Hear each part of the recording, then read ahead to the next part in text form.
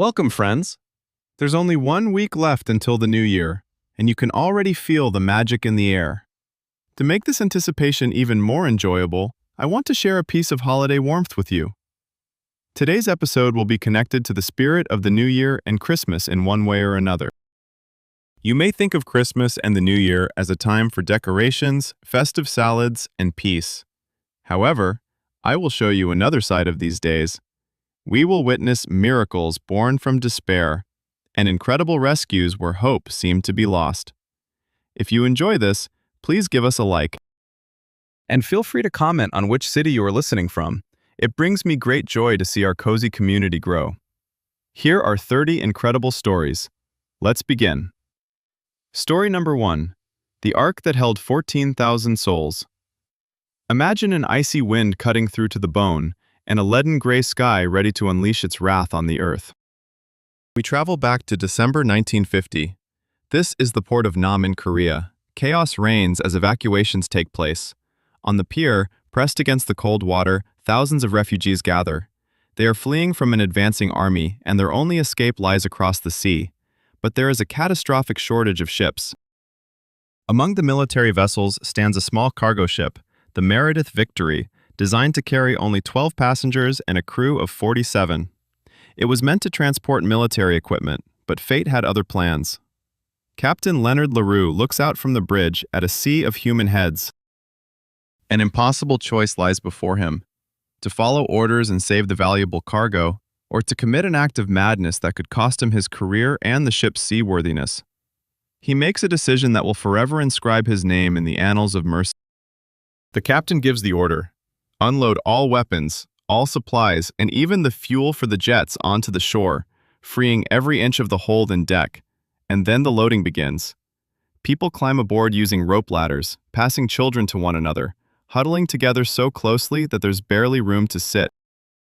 At that moment, no one could believe that this steel vessel would not sink under the weight of the living cargo. The Meredith Victory set sail from the shore on December 23rd. Aboard, designed for 60 people, were 14,000 refugees. They had no food, water, heating, or doctors. They stood in the hold, shoulder to shoulder, in complete darkness. Outside, a winter storm raged, and the sea was littered with mines. Any spark, any careless maneuver, could turn this Christmas ark into a mass grave. The journey to the safe island of Kojay took 3 long days. The climax of this incredible voyage occurred on Christmas Day. In conditions of unsanitary conditions, overcrowding, and fear, a true miracle took place. Right aboard among thousands of strangers, 5 new lives came into the world. Without any complication, the babies were named Kimchi 1, Kimchi 2, Kimchi 3, Kimchi She, and Kimchi 5. When the ship finally arrived in a safe harbor on December 25th, the most astonishing fact was revealed. Despite the inhuman conditions and deadly dangers, not a single person perished aboard the Meredith Victory. 14,005 souls reached the shore alive. This was the largest humanitarian rescue operation by a single vessel in human history, a true Christmas gift from fate for thousands of families. Captain Laro, who accomplished this feat, later retired to a monastery and became a monk. But those 3 days in December remain the strongest testament to the fact that humanity is stronger than any instructions. However, if a miracle was created here by the sheer will of one captain, in the next story we will move to a snowy forest, where nature itself and music halted the bloodshed in the most unfathomable way. Story number 2. The Christmas Truce at the Cabin of Frau Winken, the Ardennes Forest, Christmas Eve, 1944.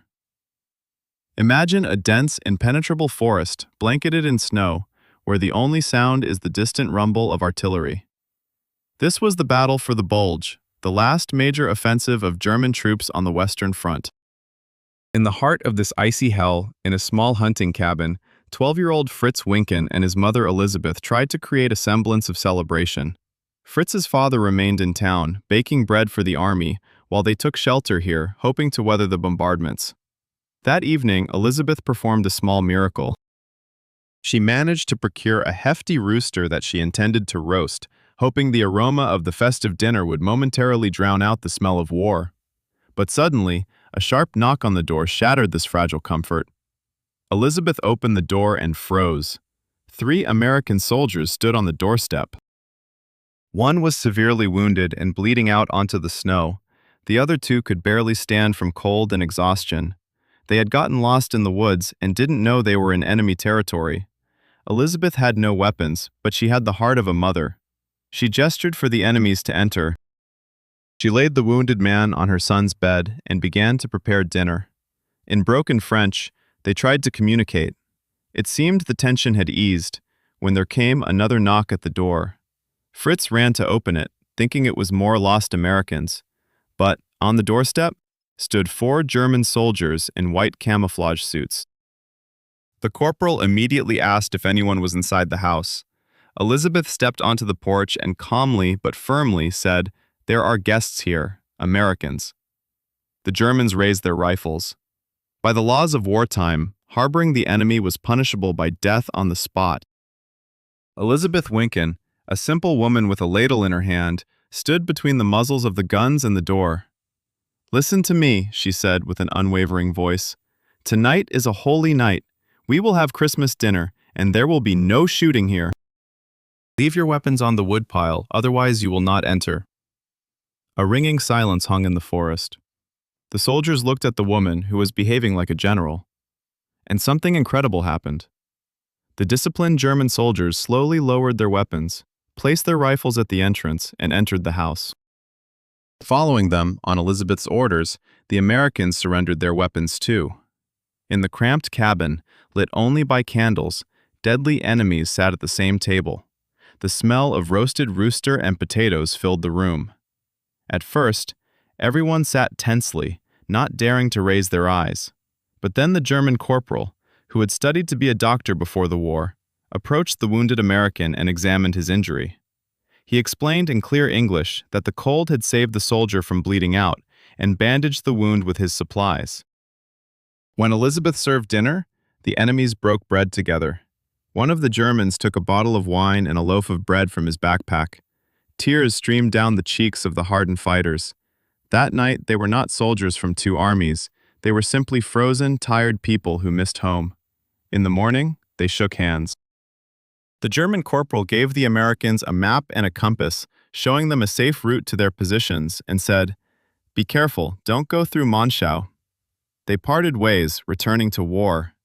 But that night in the small cabin, war lost to humanity. This story proves that the warmth of one hearth can melt the ice of hatred. But our next heroine found herself in a situation where there was no hearth, no people, and no ground beneath her feet, only an abyss of air and free fall from a life-threatening height.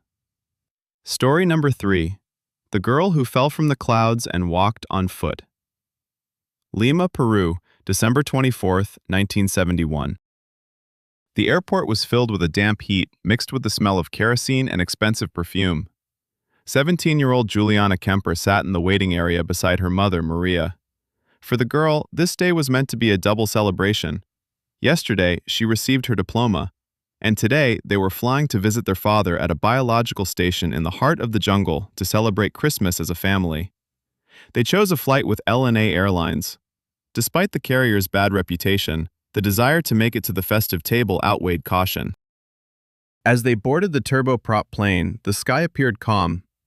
Juliana took her seat by the window, eagerly anticipating the reunion with her father and the tropical forest she loved most in the world. None of the 92 people on board knew that in half an hour, their lives would turn to ashes. The plane entered a storm front over the Andes. The cabin was plunged into darkness, shattered by blinding flashes of lightning. The overhead compartments opened, and gifts and suitcases tumbled onto the passengers' heads. The plane was tossed about like a paper boat in a whirlpool. Juliana witnessed a lightning strike the right wing. The engine ignited. The last thing she heard was her mother's calm, but doomed voice. Well, that's it. In the next second, the plane disintegrated mid-air. Juliana was thrown out. She was still strapped to her seat. Imagine that moment. Absolute silence after the roar of the engines, the whistle of the wind, and a solitary figure falling from a height of 3,000 meters. 3 kilometers of free fall into the green abyss of the Amazon. By all laws of physics, she should have perished instantly, but fate played an incredible game. A row of 3 seats acted like a maple seed, twisting in the air and slowing her fall. The thick canopies of the trees below cushioned the impact with the ground. She woke up the next morning. Christmas. She found herself alone in the midst of an endless wild forest. She had a broken collarbone and deep cuts on her arms and legs. One eye was swollen shut, and her glasses were shattered, but she was alive. Scattered around her were the wreckage of the plane and gifts that never reached their recipients. Juliana called for her mother, but the jungle responded only with the cries of birds. Realizing that help would not come, this fragile schoolgirl made a decision worthy of a special forces operative. She recalled her father's advice, a biologist. If you get lost in the jungle, look for a stream. The stream will lead to a river, and the river will lead to people. 10 days. 10 endless days she waded through water, surrounded by stingrays and piranhas. By day, she was tormented by the heat and insects that laid larvae in her wounds. At night, a piercing cold enveloped her. She had no food, only a bag of candies she found at the crash site. She heard the sound of search helicopters above the treetops but could not signal through the thick foliage. Gradually, hope faded, giving way to hallucinations. On the 11th day, when her strength was almost gone, she stumbled upon a boat tied to the shore and a small hut. Local loggers found her the next day. At first they were frightened, mistaking the emaciated blonde with bloodshot eyes for a mythical spirit from legends. But when she whispered, "I am the girl from the crashed Lanza plane," they realized she was a living miracle. Juliana Kiopki became the sole survivor of that disaster. Her rescue is not just a story of luck, but an incredible will to live, demonstrated by a teenager. But while Juliana was saved by the tropical heat and thick foliage, our next heroine faced an enemy that shows no mercy, killing slowly and quietly. We travel to a place where temperatures drop so low that time itself freezes, and where the human body transforms into an ice statue, only to come back to life. Story number 4. The Snow Queen Who Defeated Death. Minnesota, United States, December 20th, 1980. Locals know that winter here is not just a season. It is a predator that patiently waits for a misstep. That night, the air cooled to -30 degrees, turning breath into icy shards even before it left the lungs. 19-year-old Jean Hilliard was heading home in her parents' Ford after meeting friends. She was young, full of life, and, like many at that age, felt invincible. But on the icy road, where the wind tossed the car like a feather, luck turned against her. The car skidded and softly but hopelessly slid into the ditch. Jean was unharmed, but the engine died forever. She knew that staying in a cooling metal box meant freezing to death. She remembered that her friend, Uli Nelson, lived just a few miles away. Jean decided to walk. She wore cowboy boots, a coat, and mittens. The clothes were suitable for a dash from the car to the house, but not for a trek through the icy desert. She walked against the wind, losing her way in the dark. Each step became a struggle. When the lights of her friend's house finally appeared in the distance, her body was already refusing to obey. Her muscles stiffened, and her consciousness began to blur. Just 5 meters from the porch, where salvation was within reach, the strength finally left her. Jean fell face down in the snow. She lay there for 6 hours. When at 7 in the morning, Ollie stepped out of his house, he saw something strange in the snow. Approaching closer, he recoiled in horror. This was not just an unconscious girl. It was a statue. Jean's body had frozen through and through. Her face was ashen gray, and her eyes were wide open, glassy, unresponsive to light. When Ollie tried to place her in his car to take her to the hospital, he had to lay her diagonally across the back seat. Her body was so rigid that her joints wouldn't bend. She resembled a mannequin carved from marble. At the hospital in Fossad, the doctors were stunned. Dr. George Satter would later say that he had never seen anything like it. When they attempted to set up an IV, the syringe needle simply broke against Jean's skin. Measuring her body temperature was impossible. The thermometer was not designed for such low readings.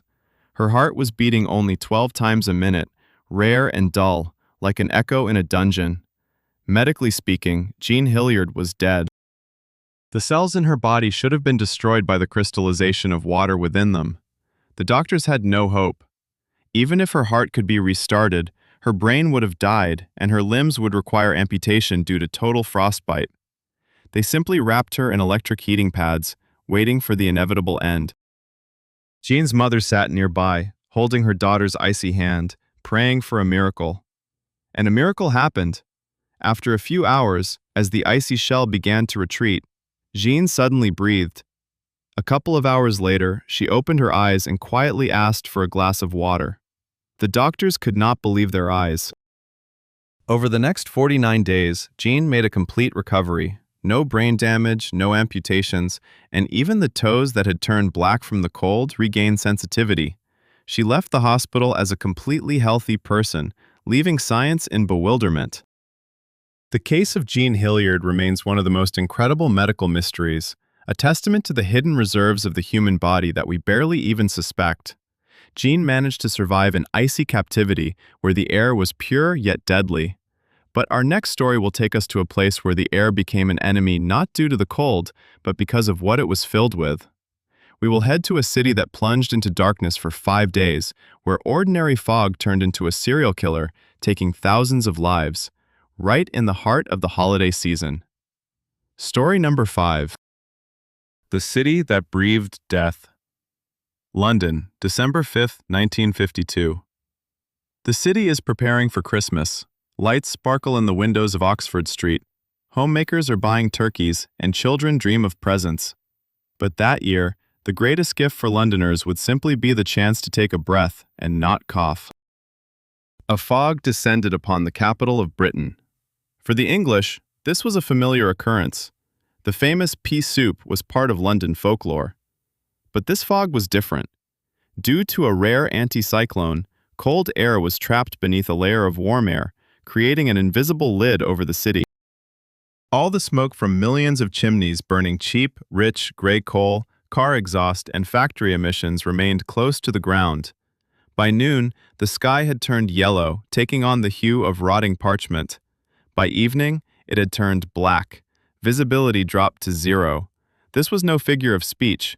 People could not see their own feet. Cars came to a halt. Drivers stepped out and groped their way along the walls of buildings. Bus conductors walked in front of their vehicles with torches, trying to feel their way. But soon, even the transport came to a standstill. The city was engulfed in a sinister, muffled silence, broken only by the shuffling of feet and the harsh coughs of the afflicted. But what was most terrifying was not on the streets, but inside the lungs. This fog did not just obstruct vision, it was deadly. Sulfur dioxide, mixing with the moisture in the fog, turned into sulfuric acid. Londoners were literally breathing acid. At the Sadler's Wells Theatre, the opera La Traviata was interrupted. Audience members in the front rows could not see the stage, and the singers began to choke mid-aria. Birds, losing their sense of direction, crashed into the walls of buildings at full speed and fell dead onto the pavements. At the Smithfield Livestock Exhibition, purebred bulls began gasping for breath, one after another. To save the animals, their owners soaked burlap in whiskey and wrapped it around their muzzles. People returned home, thinking they would be safe there, but the poisonous smog seeped through the cracks in windows and keyholes. In cinemas, viewers saw only a murky haze in front of the screen, but they did not leave because it was even worse outside. Hell had begun in the hospitals. Wards overflowed in just a few hours. People died from hypoxia and pulmonary edema. Morgues were jam-packed. Undertakers ran out of coffins, and bodies had to wait in line for burial for several days. Most chillingly, officials initially did not grasp the scale of the catastrophe. Newspapers reported on the thick fog while the city was dying. The fog only dissipated on December 9th, when a fresh wind from the Atlantic blew in. When the sun finally lit up London, a horrific truth was revealed. In those 5 days, 4,000 people died. In the following week, another 8,000 perished from complications. 12,000 lives lost, more than during the most devastating bombings of World War II. This event forever changed humanity's relationship with the environment, prompting the enactment of clean air legislation. But the price of this lesson was monstrous. London suffocated under the weight of its own smoke, and all of Britain mourned. Yet, our next story will take us to the same place and time, to 50s Britain, but the mood there will be quite different. We will witness audacity bordering on madness. While some mourned the dead, 4 Scottish students were planning the most audacious heist of the century, deciding to steal the sacred symbol of the crown, the very heart of the empire, on Christmas Eve. Story number 6, the heist of the century in an old Ford. London, the night of December 25, 1950, Westminster Abbey. The heart of the British Empire, the site of the coronation of monarchs. A sacred stronghold, guarded for centuries by tradition and nighttime sentinels.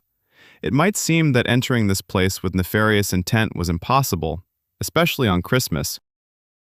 But history proves that for 4 audacious students with blazing eyes and no backup plan, nothing is impossible. Ian Hamilton, Gavin Vernon, Kay Matheson, and Alan Stewart, 4 Scottish patriots who were tired of the main symbol of their homeland, the Stone of Destiny, upon which ancient Scottish kings were crowned, being paraded for 600 years across the thrones of the English monarch in London. They arrived in the capital in 2 used cars, one of which was a tiny Ford Anglia. Their budget was laughable, and their criminal experience non-existent. On that frosty night, they approached the side door of the Abbey. Armed only with a crowbar and a flashlight, they managed to break in. Inside was an imposing darkness. They made their way to the coronation chair, beneath which rested the sacred relic. A rough piece of sandstone weighing 152 kilograms. And then the real farce began. It could have been the plot of a comedy if not for the risk of imprisonment. When the students attempted to pull the heavy stone from the chair's nook, it slipped from their hands and crashed to the floor. Upon impact, the ancient relic shattered into 2 uneven pieces. Imagine their horror. They came to save a national treasure, and instead, they broke it. But there was no turning back. Hamilton grabbed the smaller piece, ran to the car where Kay was waiting, and tossed it onto the back seat. At that moment, a police officer approached the Abbey. This was the moment of truth. Hamilton and Kay, sitting in the car, played the role of a lovey-dovey couple just looking for some privacy. The officers, touched by the Christmas spirit, merely scolded them and wished them a good night, without even glancing at the back seat where a piece of the sacred stone lay beneath the coat. Meanwhile, the other 2 guys managed to extract the larger part of the stone, loaded it into the second car, and vanished. Later, they found a stonemason who secretly glued the relic back together. All of Scotland Yard was put on high alert. For the first time in 400 years, the border between England and Scotland was closed. Yet the students managed to smuggle the stone through secret paths. The Stone of Destiny returned home. A few months later, realizing they had achieved their goal and the symbol of freedom was back on Scottish soil, the thieves left it at the altar of Arbroath Abbey, covered with the national flag. They were not sent to prison. The public outcry was so great that the court feared turning them into martyrs. This daring theft became a legend, proving that even the most guarded treasures of the empire are powerless against youthful idealism. The 4 students successfully extracted 150 kilograms of stone from the heart of London. But our next story is about how 3 adult men vanished without a trace from a tiny isle surrounded by a roiling ocean. There were no police, no cars, just a lighthouse that was supposed to shine, but extinguished, leaving behind only strange entries in the logbook. Story number 7, The Watch That Lasts an Eternity. Flannan Islands, Scotland. December 26, 1940. Imagine a lone rock in the midst of the raging Atlantic, where the only connection to the outside world is a beam of light cutting through the darkness. The vessel Desparis approaches the island of Alien Moor. Captain James Harvey blows the horn, expecting to see the keepers on the pier, who usually greet the ship with the joy of prisoners waiting for release. But all he hears in response is the roar of the ocean and the cries of seagulls. The flag on the mast is lowered. No one has come out to welcome the supplies. Joseph Moore, the relief keeper, descends into the boat with a heavy heart. As he climbs the steep steps to the lighthouse, he feels a sticky fear tightening around his throat. The gates of the complex are locked. The door to the living quarters is ajar. Inside the kitchen, an unnatural order reigns, but one detail knocks the breath out of him. A chair is overturned, as if someone had jumped up from it in horror. On the table, plates remain with uneaten meat. The clock on the wall has stopped. 3 experienced keepers, Thomas Marshall, James Ducat, and Donald MacArthur, have vanished. A search of the premises only thickens the clouds of mystery. The lamps have been cleaned and filled. The wicks trimmed. Everything suggested a routine interrupted by something inexplicable. But the real shock came from the found logbook. The entries were made by Thomas Marshall, and they described things that could not be. On December 12th, he wrote about a strong wind. He noted that Ducat, a man who had weathered dozens of storms, was very quiet, and MacArthur, known for his fiery temperament and strength, was crying. The entry from December 13th read, "The storm continues. Ducat, Marshall, and MacArthur prayed. They prayed. 3 tough Scottish wolves who laughed in the face of danger." But the strangest part was something else. Weather stations on neighboring islands and passing ships reported that on those days, the weather in the Flannan area was clear and calm. The storm raged only in the keepers' heads, or within the very island itself. The last entry made on December 15th was short and frightening. The storm has ended. The sea is calm. God over all. After that, silence. In the wardrobe, Moore found only 1 set of storm gear. 2 others were missing. This meant that 2 keepers went outside into the storm, and the third, MacArthur, for some reason, rushed out after them without a coat, breaking a strict instruction. What made them leave the safety of the lighthouse's walls? A massive killer wave? Collective madness? Or something that rose from the depths which they had been praying about in their last hours? The bodies were never found. The Eileen Moore Lighthouse still stands on the rock, but the mystery of the 3 missing keepers remains one of the darkest enigmas in maritime history. From the cold, salty spray of the Atlantic and the somber silence, we will transport ourselves to a completely different atmosphere. Imagine central London, New Year's Eve, the Victorian era, and a dinner party. But this dinner did not take place in a palace or a restaurant. It was held inside a creature that went extinct millions of years ago. Story number 8. A Banquet in the Belly of a Dragon. London, December 31, 1853. Picture the damp fog enveloping Sydenham Hill, where a new wonder of the world is being constructed, the Crystal Palace. In a vast workshop amidst forests and clay, figures rise that would send a chill down the spine of any onlooker. These are the first full-size dinosaur sculptures in human history, crafted by the eccentric sculptor Benjamin Waterhouse Hawkins. In that era, no one truly knew what these creatures looked like, so they resembled more giant, inflated iguanas and rhinos. But on the eve of New Year's, Hawkins decided to outdo himself and throw a party unlike any seen before or since. He sent invitations to 21 prominent scientists and members of the press. The invitation card simply and mysteriously stated the location of the banquet, Iguanodon. Guests, arriving in tuxedos and top hats, expected to see a decorated hall. Instead, they were led to the giant form of an unfinished Iguanodon statue. Inside the concrete monster stood a lavish table, and this is not a metaphor. Right in the belly of the prehistoric creature, which was not yet fully cast, were 21 gentlemen seated. Several more tables for less distinguished guests surrounded the statue. The insides of the monster were draped in red fabric and adorned with nameplates of great paleontologists. Concrete ribs loomed above the seated guests, and light from candelabras cast whimsical shadows on the workshop walls, turning it into a cave of a fairy tale dragon. The menu matched the event: mock turtle soup, sole fillet, roasted capons, pheasants, and exquisite French wines. Waiters deftly navigated between the concrete legs, serving dishes right inside the beast's stomach. The atmosphere was surreal.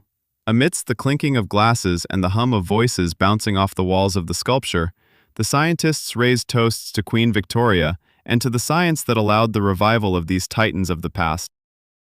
Richard Owen, the man who coined the word dinosaur, sat at the head of the table, that is, in the head of the iguanodon, delivering a passionate speech. Exactly at midnight, as the year 1954 began, the guests sang the anthem in unison, their voices, amplified by the acoustic of the concrete belly, echoing far beyond the park. It was a triumph of human curiosity and Victorian eccentricity. A few days later, the statue was completed, forever sealing the space where crystal had chimed and wine had flowed. This dinner became a symbol of the start of worldwide dinosaur mania, proving that science could be not only dull, but also extraordinarily spectacular. Gentlemen in London dined inside the stone monster, indulging in abundance. But our next story will take us to another time and place where there were neither tables nor pheasants, and children had forgotten the taste of sugar. We will journey to a war-torn city where Christmas miracles did not come from Santa's sleigh, but from the wings of a warplane whose pilot chose to break the rules for the sake of a child's smile. Story number 9. Chocolate Rain over the Ruins of Berlin. West Berlin, 1948. The city resembles a skeleton. The remains of buildings stick out like rotting teeth, and the streets are littered with rubble. The Soviet blockade has turned this sector into an island of despair. 2.5 million people found themselves trapped without food, coal, and electricity. The only lifeline connecting them to survival became an air bridge. Every 3 minutes, American and British planes landed at Tempelhof Airport, bringing flour and fuel. The pilots were exhausted, and the Berliners lived on the brink of starvation. On one cold day in July, American Lieutenant Gale Halvorson, waiting for the unloading of his C-54, approached the airport fence. Behind the barbed wire stood a group of German children. They did not ask for food, nor did they reach out their hands like children in other countries. They simply gazed at the airplanes with silent awe. This struck Halvorson profoundly. These children, born during the war, had forgotten the taste of sweets. The lieutenant had only 2 pieces of chewing gum in his pocket. He broke them in half and stretched them through the fence. What happened next turned his world upside down. 4 children, receiving the pieces, began to chew them, while the other 30 simply asked to smell the wrapper. In their eyes, there was no envy, only quiet gratitude for the touch of a miracle. Astonished, Halvorson made them a promise. "Come back tomorrow. I'll drop you chocolate as I land." The children asked, "How will we know your airplane? There are hundreds of them." The pilot smiled and replied, "I will wiggle my wings." All night, he and his crew crafted tiny parachutes from handkerchiefs and tied chocolate bars from their rations to them. The next day, seeing a crowd at the fence, Halvorson wiggled the wings of his giant machine and dropped 3 little parachutes. This marked the beginning of a legend. Every day he dropped sweets. The children nicknamed him Onkel Wackelflügel, Uncle Wiggly Wings. Soon, the pilot's activities caught the attention of the higher-ups. Instead of facing a tribunal for breaching regulations, General Tanner exclaimed, "This is the best idea I've heard." The operation was officially named Little Provision. All of America began collecting candy. School children, housewives, and factories sent tons of chocolate to the Air Force Base. The culmination came by Christmas 1948. The operation had grown so large that candies were dropped not by handfuls but by boxes. That October, over 23 tons of candy, chocolate, and dried fruits fell from the sky onto the weary, gray, hungry Berlin. It was not just sugar. It was a symbol that the world had not forgotten them, that yesterday's enemies had become their saviors. Gale Halvorson transformed the rumble of bombers which had for years brought death into a sound of hope. The pilot gave thousands of children faith in a miracle that descended from the skies. But our next story is about a race where a miracle needed to be delivered. Over land, through an icy hell, where technology failed, and the fate of an entire city rested in the paws of a dog, whose name was unjustly forgotten in the shadow of another. Story number 10. The true hero of the great race of mercy. Nome, Alaska. January 1925. A small gold rush town on the edge of the world was cut off from the rest of the world by the harshest winter in 20 years. The sea was frozen, the ports were closed, and open cockpit airplanes could not take off in 40-degree below zero temperatures. And it is at this moment that disaster strikes Nome, worse than the cold and diphtheria. The disease begins to take the lives of children. Dr. Curtis Welch sends a desperate radio telegram. Diphtheria, there is almost no serum left. Immediate help is needed. The nearest supply of life-saving antitoxin is in Anchorage, 1,000 miles away. The only way to deliver it is by dog sled teams. Thus begins the Great Race of Mercy, a relay of 20 mushers who must cover 1,085 kilometers of icy hell. The whole world follows this drama on the radio, and everyone knows the name of the hero, Balto, the dog who completed the final stretch of the journey. A monument was erected in New York City in his honor, and cartoons were made about him. But the true titan of this race remained in the shadows. His name was Togo. Togo was the lead dog of the legendary musher Leonard Seppala. He was already 12 years old, a venerable age for a sled dog. He was small, unremarkable, and had the character of a rascal. But he had the heart of a lion and a sense of intuition like no other. The most dangerous and longest stretch of the journey fell to Seppala, the crossing of the Sound Bay. Imagine a night with a temperature of -65 degrees with the wind chill. The ice on the bay was unstable, cracking and groaning beneath the sleds, ready to break at any moment and swallow the team whole. In the dark, in a snowstorm where not even the tail of the dog ahead could be seen, Seppala completely trusted Togo. The dog led the team by instinct, navigating around openings and treacherous spots. At one point, the ice floe they were on broke away and drifted into open water. Seppala threw a rope onto the ice edge. Togo understood his handler's plan.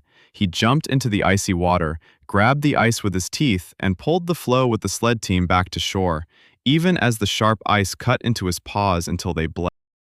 While Balto's team managed only 85 kilometers across a relatively safe stretch, the old Togo and Seppala covered an incredible 425 kilometers, the longest and most deadly segment of the trip. They ran through the storm, while other mushers refused to leave their cabins. Togo gave everything he had. After this race, he could never run again. He literally burned himself out for the sake of saving the children of Nome. When the serum was delivered and the epidemic was stopped, glory went to Balto simply because he finished in front of reporters. But the mushers of Alaska knew the truth. Leonard Seppala said throughout his life, "I have never had a better dog than Togo. His endurance, loyalty, and intelligence were unmatched." Togo died a hero, but his feats remained known only to a few for a long time, until history finally righted the wrong. The loyalty of the dog saved the town from the plague. The next story will show us the other side of the coin, how human greed and one miscalculated decision turned the sweet dream of an entire district into a sticky, deadly nightmare. We will transfer to Boston, where one January day a tsunami struck the streets, one that was not predicted by any weather report. Story number 11. The Molasses Tsunami that moved faster than a train. Boston, January 15, 1919. This day began with a weather anomaly. After long frosts, the temperature suddenly jumped, and the sun warmed the air to a pleasant 4 degrees above zero. People stepped out into the streets without heavy coats. Workers lunched on benches in the park. Children played by the waterfront. No one paid attention to the ominous rumble coming from the direction of the street. There stood a giant steel tank belonging to the distilling company.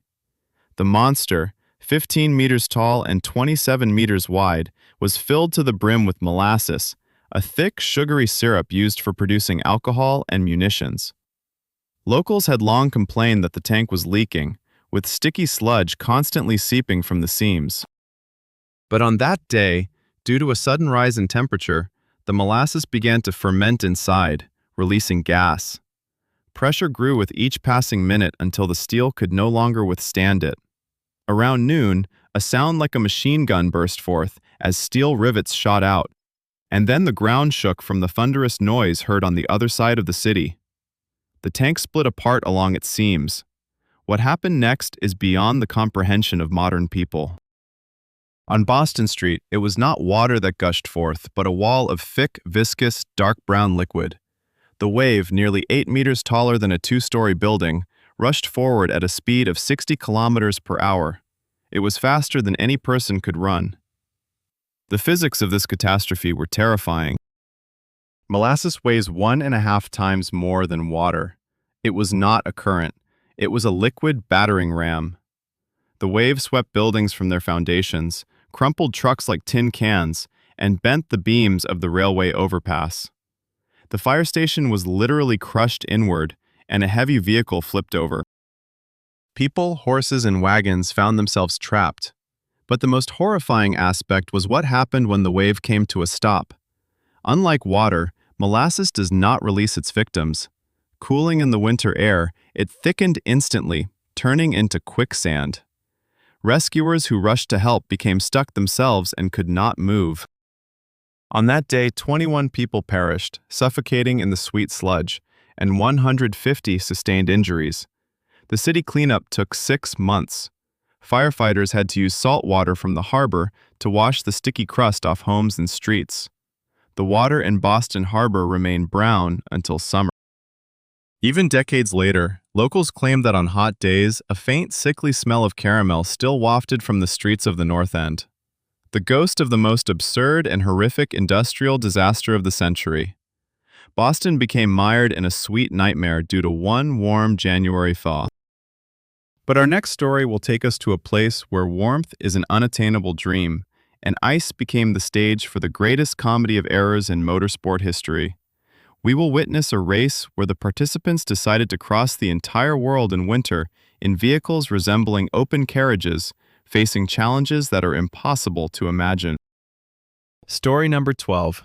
The Great Race from New York to Paris. Imagine a world in 1908. The automobile is still a toy for wealthy eccentrics, and the roads outside major cities are merely directions in the mud.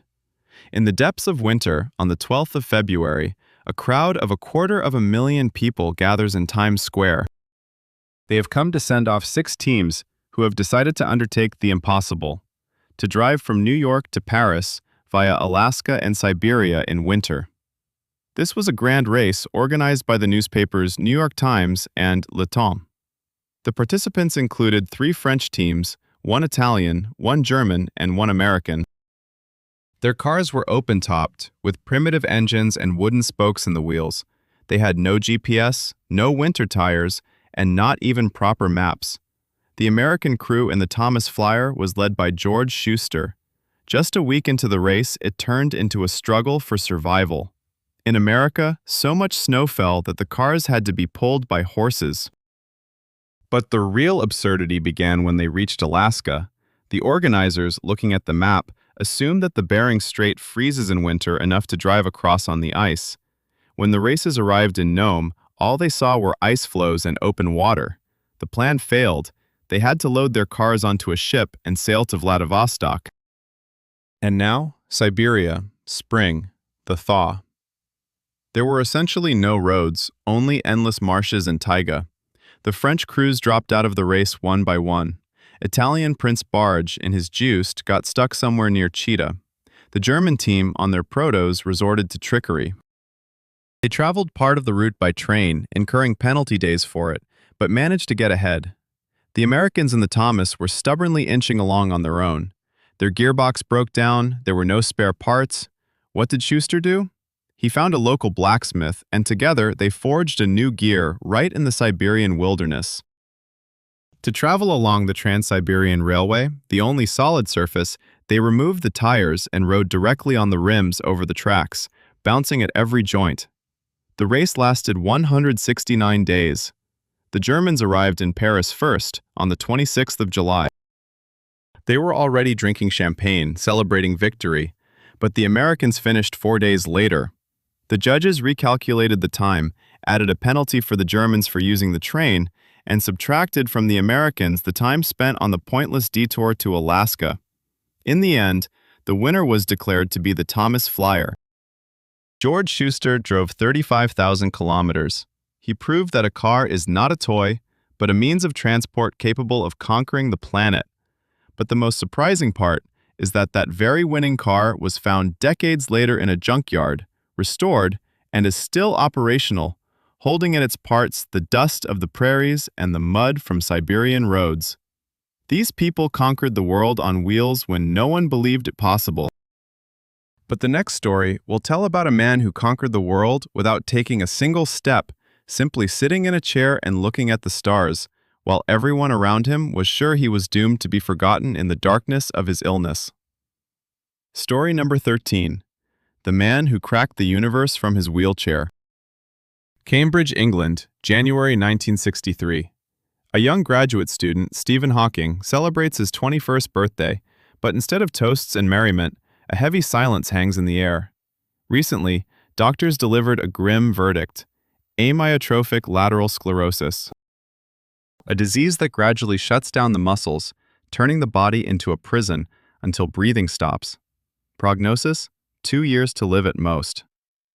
Imagine the state of a young man in love with cosmology and a girl named Jane, who is told that his time has run out even before the launch. He falls into depression, listens to Wagner, and locks himself in his room. But time passed, and death did not come. The disease progressed, robbing him of the ability to walk, write, and then speak. But Stephen's mind remained crystal clear and sharp as a scalpel. Instead of giving up, Hawking decided to use his remaining time to understand how the universe works. Deprived of the ability to write equations on a board, he learned to visualize them in his mind. He began to think in the geometry of black holes. Concepts were born in his mind that no one could imagine. In 1974, already confined to a wheelchair, he made a discovery that shook the scientific world. Everyone believed that black holes were eternal collectors from which nothing could escape. Hawking, combining quantum mechanics and the theory of relativity, proved the opposite. Black holes emit energy and over time evaporate. This phenomenon was named Hawking radiation. A man who couldn't even move a finger made black holes shine with the power of thought. But the most incredible thing happened later. In 1985, after battling pneumonia, he permanently lost his voice. It seemed like the end of his career, but a computer engineer created a speech synthesizer for him, controlled by the only muscle in his cheek that still worked. With the help of this robotic voice, Hawking wrote the book A Brief History of Time. Publishers claimed that a popular science book with formulas would not sell. It stayed on the Sunday Times bestseller list for a record 237 weeks, over 4 years. Doctors gave him 2 years. He lived with purpose for 55 years. He became an icon of pop culture, appeared on television shows, experienced weightlessness, and became the father of 3 children. Stephen Hawking showed that the human spirit has no physical limits. In his immobile body, he traveled farther and faster than any astronaut, proving that even if you are trapped in a shell, you can be the king of infinite space. The mind of one person was able to embrace an entire universe. But the next story is about how a small mistake in calculations and the whims of nature caused an entire city to literally sink underground overnight while its residents slept, unaware that a chasm had opened beneath their homes. Story number 14. The Day the Lake Went Underground. Louisiana, USA, November 20th, 1980. Lake Peniel was an idyllic spot, freshwater, beloved by fishermen, picturesque shores adorned with the Rip Van Winkle Botanical Garden, and the silence broken only by the lapping waves. No one from the locals could imagine that beneath this calm surface ticked a time bomb, set off by a simple human error. On the surface of the lake, a drilling rig from Texaco was at work. The drillers were searching for oil, while another team was working deep down, at a depth of 400 meters. Miners from the Diamond Company were extracting salt in gigantic underground tunnels. 2 industries coexisted for years, until engineers on the surface miscalculated the coordinates. They thought they were drilling away from the mine, but in reality their drill was aimed directly at the vault of one of the salt chambers. Early in the morning, the drill got stuck. When the workers tried to free it, they heard a series of loud pops, and then the massive platform began to tilt. 12 members of the crew barely managed to evacuate to shore when they witnessed the 39-meter-tall drilling rig simply vanish beneath the water. Usually, this would be the end of the disasters, but here it was just the beginning. The hole in the lake bed created by the drill was only 35 centimeters in diameter, but the water, under immense pressure, gushed into the salt mine, rapidly eroding the salt. The hole grew every second, transforming into a monstrous vortex. Lake Penor began to drain into the mine, like the water from a bathtub when the plug is pulled. The vortex swallowed everything: 11 barges with cargo, a tugboat, docks, trees, and even an island with part of a botanical garden. Fishermen in boats paddled frantically toward the shore, escaping from a current that should not exist in a still lake. The most terrifying drama unfolded underground. 55 miners saw torrents of water and mud bursting into the tunnel. A race against death began in the labyrinth. The lights flickered and the ventilation howled. Thanks to incredible discipline and practiced drills, they made it to the elevator. As they ascended to the surface, they felt the air pressure change due to the displacement of volume by the water. When the last miner stepped into the sunlight, the mine beneath them was already flooded. Chaos reigned on the surface. The Delcambre Canal, which usually flowed from the lake to the Gulf of Mexico, reversed its course. Ocean water surged into the empty lake bed to fill the void. A temporary waterfall, 50 meters high, formed, the tallest in the state of Louisiana, which existed for only a couple of days. 2 days later, when the pressure equalized, 9 of the 11 sunken barges bobbed back to the surface, like floaters twisted by the pressure. Lake Penor was forever changed. It became salty and much deeper. But the most significant miracle of this disaster lies in the dry statistics. Despite the drilling rig, barges, and acres of land being destroyed, not a single person lost their life that day. Miners, oil workers, and fishermen survived the hell created by a trigonometric error. In Louisiana, people were saved thanks to collective actions and luck. But the next story is a tribute to the loneliness and courage of one woman. We will journey to an uninhabited island in the Arctic, where an expedition sought glory only to find death, leaving one fragile heroine to fight against polar bears and the madness of the polar night. Story number 15, Blackjack, Robinson in a Skirt. Wrangel Island, Arctic, September 1921. Imagine a place where the ground is always as hard as stone, and the wind can strip the skin from your face. Here, in pursuit of imperial ambitions, a strange expedition arrives. Veli Almor Stephenson, a charismatic yet irresponsible explorer, sent 5 colonists to claim Canada's rights to this piece of land. The group consisted of 4 young white men and a 23-year-old Inuit woman named Ada Blackjack. Ada was not an adventurer at heart.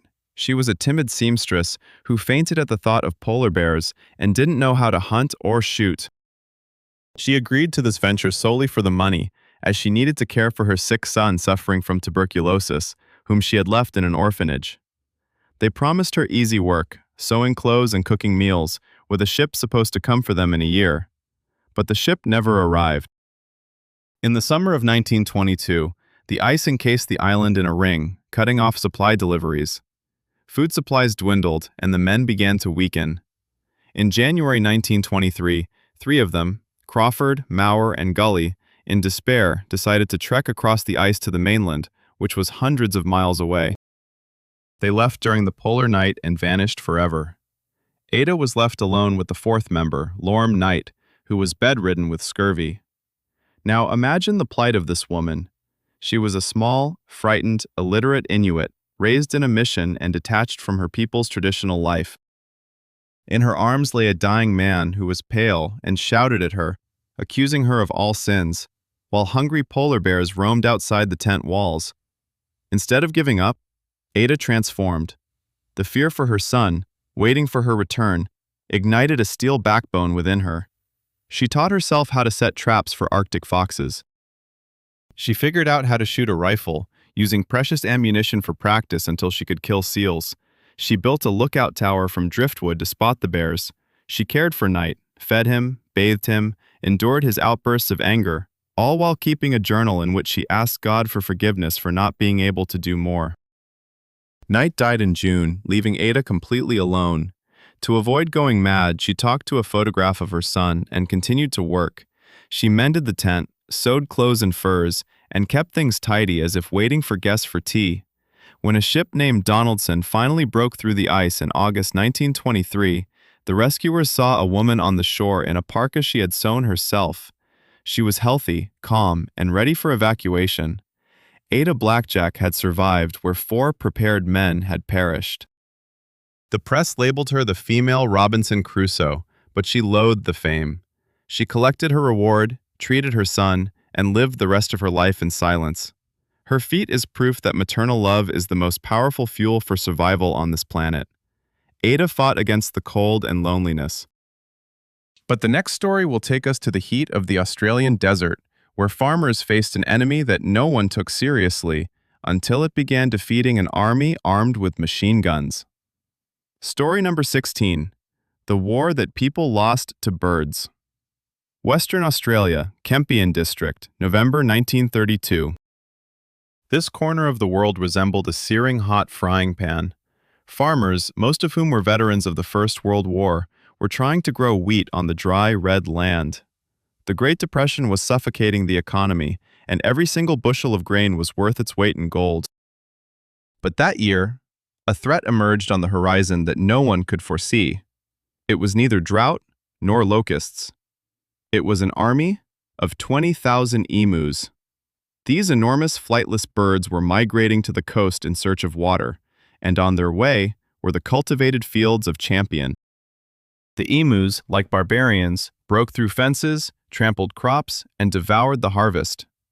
Understanding that their rifles were powerless against such a horde, the farmers appealed to the government for military assistance. Defense Minister George Pierce, confident in the easy victory of technology over nature, dispatched Major Meredith, a sergeant, and a machine gunner with 2 Lewis machine guns and 10,000 rounds of ammunition. Newsreel operators followed, hoping to film a triumphant hunt. No one suspected that they were about to document the most ridiculous military failure in history. On November 2nd, the first confrontation took place. Major Meredith spotted a flock of 50 birds. He ordered them to open fire from a distance, but the emus behaved not like animals, but like experienced partisans.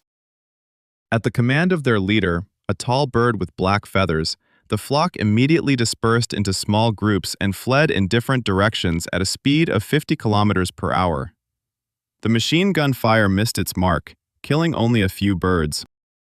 On November 4th, the major decided to set an ambush at a dam where thousands of emus had come to drink. This was the perfect trap. The gunners allowed the birds to come almost within arm's reach before pulling the trigger. A brief burst of gunfire was followed by a jammed machine gun. While the soldiers struggled with the mechanism, the army of feathered foes vanished in a cloud of dust, suffering almost no casualties. Meredith was furious. He transferred the machine guns to a truck in an attempt to chase down the fleeing birds, but it turned out that emus could run faster over rough terrain than the truck could move. The shooter found it impossible to aim due to the jolting.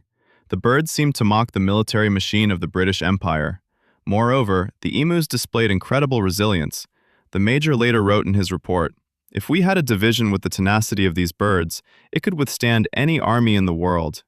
They faced machine gun fire with the invulnerability of tanks. Once, a truck struck a bird, but even after receiving 5 bullet wounds, it stood up and ran away.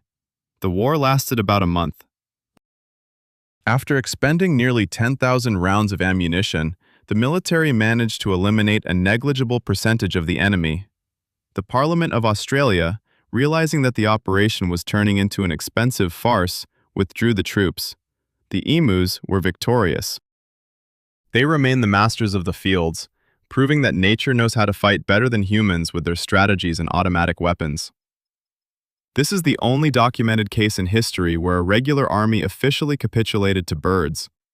In the scorching heat of Australia, machine guns could not stop the fleeing birds.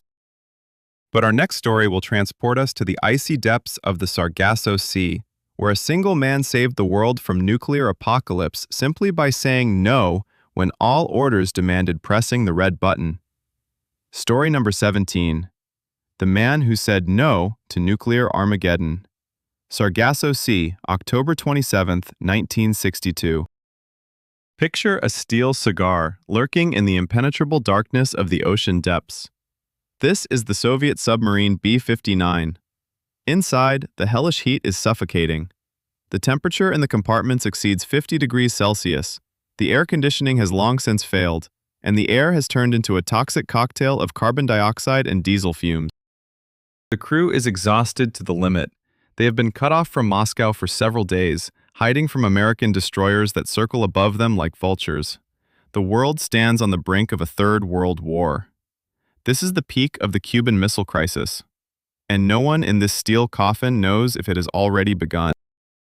On board B-59, there is a weapon capable of ending this war by destroying half the planet. A torpedo with a nuclear warhead equivalent to the bomb dropped on Hiroshima. Unbeknownst to the Americans, they decide to force the submarine to surface. They begin dropping depth charges. These were signal, non-combat charges. But for the people trapped in the tin can at depth, each explosion sounded like the end of the world. The submarine shook, the lights flickered, and a ringing from the vibration of the hull filled the compartments. Captain Valentin Savitsky, driven to delirium by heat, stress, and radio silence, came to a single conclusion. The war has begun. They are attacking us, and he felt he must respond. "We will blow them up now," he yelled. "We will perish, but we will sink them all. We will not shame the fleet." According to protocol, the launch of a nuclear torpedo required the consent of 3 senior officers, Captain Osavitsky, Political Officer Ivan Maslenikov, and Brigade Chief of Staff Vasily Arkhipov, who, by chance, happened to be aboard this submarine. Savitsky and Maslenikov were ready to press the button. The world hung by a thread held in the hands of one man. In the sweltering compartment, where people were fainting from the heat, where the captain was ready to unleash Armageddon, Vasily Arkhipov maintained icy calm. He stood between the Soviet officers and the control panel. He began to argue. He asked questions. Why aren't the explosions damaging the hull? Why do they not resemble a combat attack? He suggested that this was not an attack but a provocation, an attempt to force them to reveal themselves. He spoke softly but firmly. In the atmosphere of universal panic, his logic was a lifeline of salvation. He convinced the exhausted captain that they had no orders from Moscow, and firing without orders would be a crime. He insisted that they surface and clarify the situation. When the submarine B-59 rose to the surface, the crew saw a calm sea and American ships that had ceased their maneuvers. There was no war. The world was saved because one man, under inhuman conditions, found the strength to say no. Many years later, U.S. Secretary of Defense Robert McNamara, a participant in those events, acknowledged that humanity survived at that time purely by chance and the bravery of people like Arkhipov.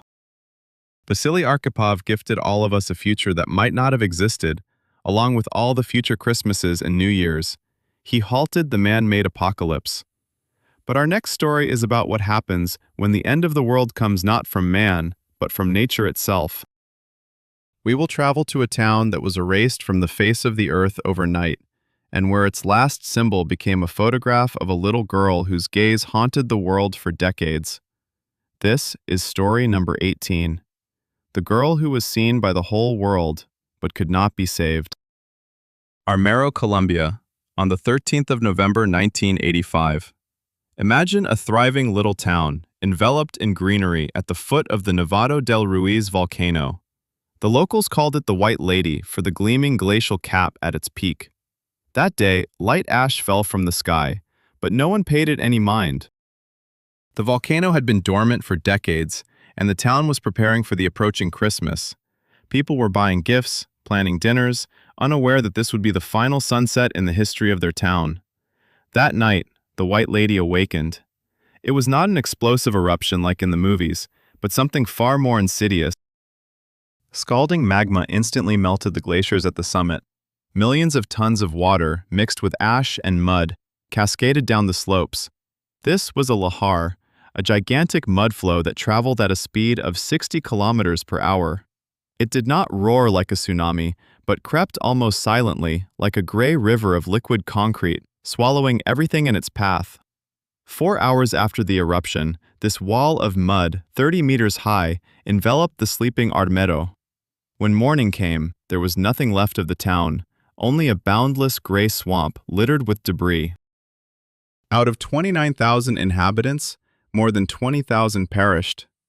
But among this hell, rescuers began to hear voices. One of them belonged to a 13-year-old girl named Amira Sanchez. She stood waist-deep in icy water, trapped beneath the concrete slabs of her own home. When the rescuers reached her, they witnessed an incredible sight. The girl was not crying or panicking. She was calm. She spoke to them, asked their names, and even worried that she was going to be late for school for a math test.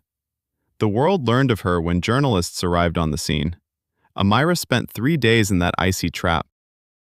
For 3 days she was alive, surrounded by rescuers who could do nothing. Her legs were pinned so tightly that freeing them was impossible without specialized equipment, and to pump out the water, a powerful pump was needed, which the rescuers simply did not have. And the entire world watched live on television. They saw how this small, brave girl sang songs to stay awake, how she asked the journalists for candy, how she sent greetings to her mother through the camera. Photographer Frank Fournier took a shot that would later win the Photograph of the Year award. It featured the huge, dark, dignified eyes of a child staring into the face of death without looking away. On the 3rd day, her strength began to wane. Her eyes reddened and her hands turned pale.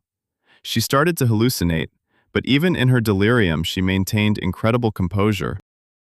She said goodbye to the rescuers and told them that now she needed to rest. Her 3-day courage in the face of universal indifference and human helplessness had come to an end. The gaze of Amira made the world tremble in helplessness before the element. But what if the enemy does not roar and does not knock down houses, but quietly infiltrates the mind, making people dance to death? Our next chronicle is about a city engulfed in the strangest epidemic in history. Story number 19. The Dancing Plague, or the City That Could Not Stop. Strasbourg, the Holy Roman Empire, July 15, 18. Imagine a hot summer day on a cobbled street. The air is thick and stagnant, and suddenly, in the midst of this sleepy silence, one woman, known as Frau Trophia, steps out of her house and begins to dance without music, without reason, without a smile. Her movements were jagged and feverish. She did not twirl in a waltz, she convulsed, flinging her arms and legs, her face twisted in a grimace of agony. Neighbors poured into the streets. At first they laughed, then they looked on with bewilderment, and finally with horror. Her husband pleaded with her to stop, but she could not. Her body no longer belonged to her. She danced for an hour, 2 hours. She danced until her worn shoes soaked with blood and her legs swelled. She danced until she collapsed, only to spring up again after a few hours of oblivion and continue her gruesome marathon. This was not a dance of joy that we are accustomed to seeing at Christmas balls. This was a dance of agony. By the end of the week, 34 more people had joined her. By the end of the month, 400 dancers were twitching in unison on the streets of Strasbourg. The city was gripped by an epidemic that had no name. People danced in squares, in alleys, in cemeteries. They did not eat, did not drink, did not sleep. They simply danced. And then the city authorities and doctors, gathered for a council, made the most absurd decision in the history of medicine. They decreed that the afflicted had hot blood, and the only way to heal was to dance the illness out to the end. Instead of isolating the unfortunate, they decided to help them. In the market square, they built a wooden stage and hired flutists and drummers to provide a rhythm and support the dancers. Imagine the spectacle. Hundreds of emaciated people with wild eyes, in tattered clothes, convulsively jerking to the sounds of lively music, while healthy townspeople stood around and watched as if it were a carnival. But this was a carnival of death. The treatment led to catastrophe. The music only fueled the madness. People began to drop dead from heart attacks, strokes, and complete exhaustion. In the most terrifying days, up to 15 people died on the streets of Strasbourg. They were taken away, while the rest continued to dance. Only when it became clear that the remedy was killing faster than the disease did the authorities reconsider. Music and dancing were banned under the threat of severe punishment. The surviving dancers were loaded onto carts and taken to the shrine of Saint Vitus, where they prayed for forgiveness. Gradually, the epidemic faded, leaving behind hundreds of graves and an unsolved mystery. Scholars still argue about the causes. Was it poisoning from ergot that induces hallucinations? Or a case of mass psychogenic illness born of hunger and superstitions? But the fact remains a fact. Once an entire city was cursed by a dance. In Strasbourg, the madness was evident to all. It was loud and public. But our next tale takes us into the oppressive silence of the open ocean, where a ship was found in perfect condition, its sails raised, and the crew had simply disappeared, leaving warm food on the table and no signs of struggle. This mystery was born not from a plague, but perhaps from a quiet whisper in the dark. Story number 20. The Ship Where Time Stood Still. The Atlantic Ocean, December 5th of the year. Imagine endless blue, where the sky and water merge into one cold palette. The brigantine Degradation, under the command of Captain David Marhouse, was on its course when suddenly the helmsman spotted a strange sailing vessel on the horizon. It moved erratically, swerving from side to side as if drunk. The sails appeared set absurdly, some torn by the wind. Something was amiss. As they approached closer, Marhouse recognized the vessel. It was the Mary Celeste. He knew her captain, Benjamin Briggs. They had even dined together before departing from New York. The Mary Celeste had set sail 8 days earlier than the Degradation. Why was she here, hundreds of miles off her course? And why was there no response to signals? Captain Marhouse sent a lifeboat with his first mate aboard. When the sailors climbed onto the deck, they were met with a deafening, unnatural silence. The ship was empty. Absolutely empty. Not a soul. But it was not the emptiness left after a pirate raid or a mutiny. Everything was in its place. In the captain's cabin lay, untouched, his money box and pipe. On the table stood his wife Sarah's sewing machine, and next to it were toys belonging to their 2-year-old daughter Sophia. In the sailors' quarters, clothes were drying, personal belongings lay scattered. In the galley, a pot was on the stove, and plates were on the table. The crew was just about to have lunch. In the hold lay a cargo of 1,701 barrels of pure alcohol, untouched, except for one opened barrel. But the further they searched the ship, the stranger things they found. The ship's log was in place. The last entry, made on November 25th, 10 days ago, contained no mention of any disaster. The coordinates indicated the ship was 100 miles from the Azores Islands, but one lifeboat was missing. The chronometer and sextant, the main navigation instruments, had disappeared. One of the hold's pumps had been dismantled, and a frayed end of a rope hung over the stern into the water. What happened? Where did the 10 people go? Captain Briggs, his family, and 7 crew members. The theories that emerged were crazier than the last. An attack by a giant squid, mass insanity, alien abduction. The most plausible theory suggests that, due to the alcohol fumes, the captain feared an explosion, ordered everyone into the lifeboat, and pushed off to a safe distance, tethering it with ropes. But the rope snapped, and the empty ship sailed away, leaving 10 people in a tiny boat in the middle of the boundless ocean. They were never found. The truth drowned with them. The Mary Celeste became the most famous ghost ship in history, an eternal monument to the mystery that the ocean refused to reveal.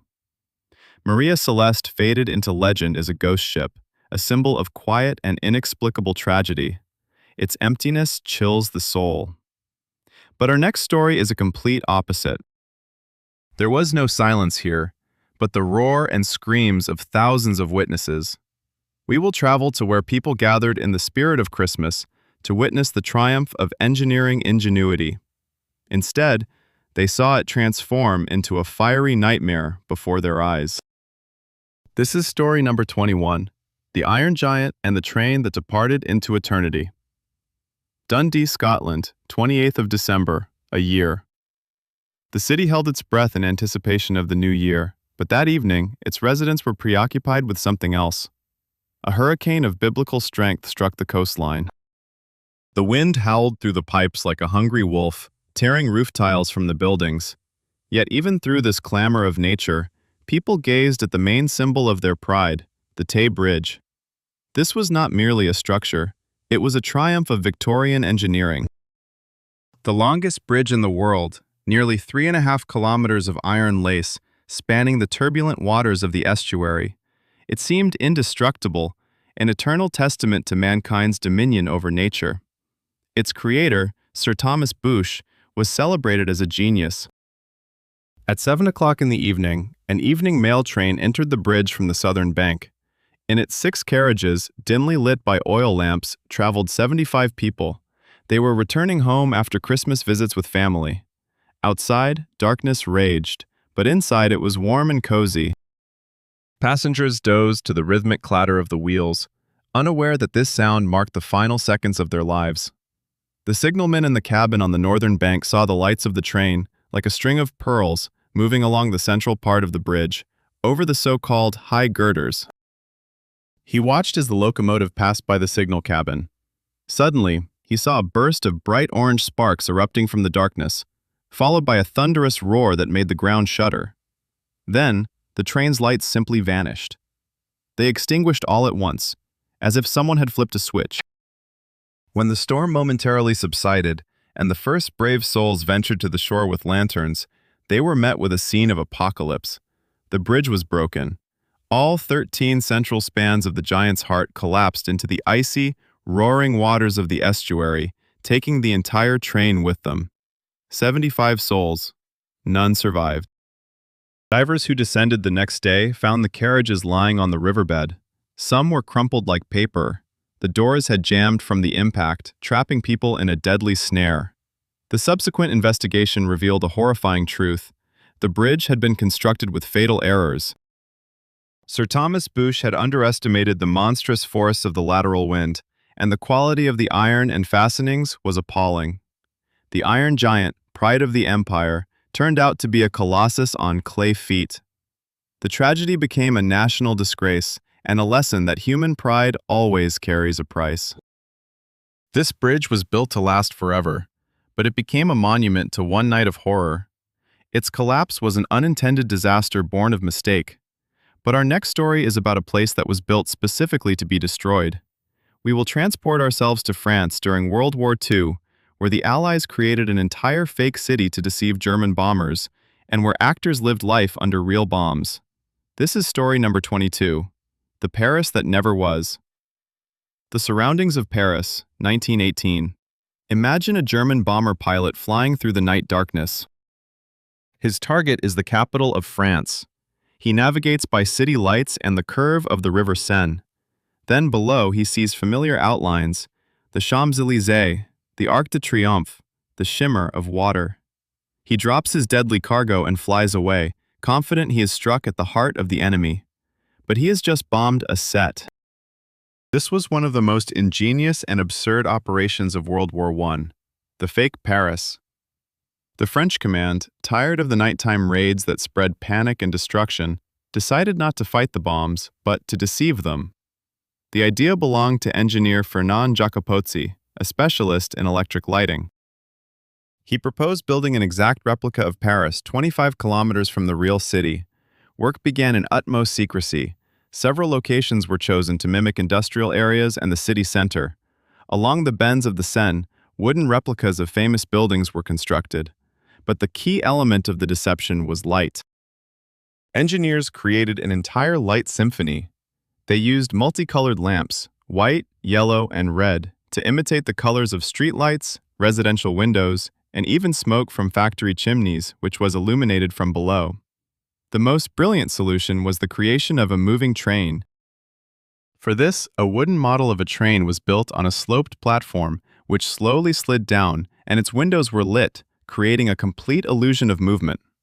To ensure total deception, during the raids in real Paris, a complete blackout was enforced, while the fake Paris had all its lights on. German pilots flying at high altitudes in primitive airplanes could not recognize the fake. This was a theater of war in the most literal sense.